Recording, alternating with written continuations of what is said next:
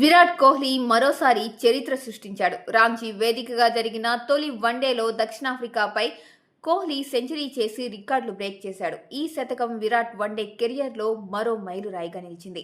వన్డేలో 52 సెంచరీలు చేసిన విరాట్ కోహ్లీ ఇంతకాలం సచిన్ టెండూల్కర్ పేరు మీద ఉన్న ఆల్ టైమ్ రికార్డును బ్రేక్ చేశాడు.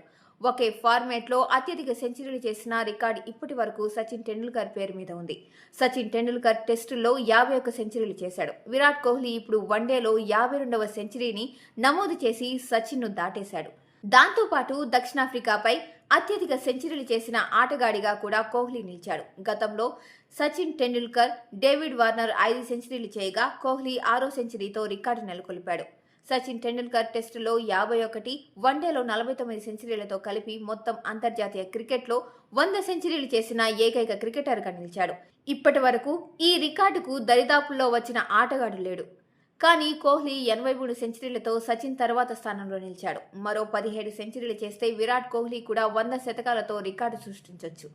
రాంచీ మ్యాచ్లో విరాట్ కోహ్లీ క్లాస్ షాట్కు స్టేడియం ఫిదా అయింది. టీమిండియా ఫ్యాన్స్తో పాటు మాజీలు, కామెంటర్లు కూడా విరాట్ కోహ్లీ క్లాస్కు సలాం కొట్టాడు.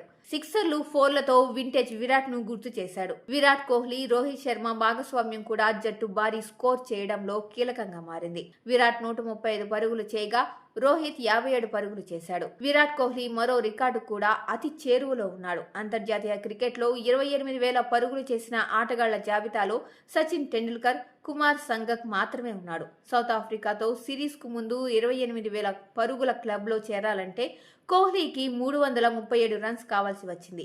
తొలి వన్డేలో 135 పరుగులు చేయగా మరో 202 పరుగులు చేస్తే ఎలైట్ క్లబ్లో చేరే అవకాశం దొరుకుతుంది.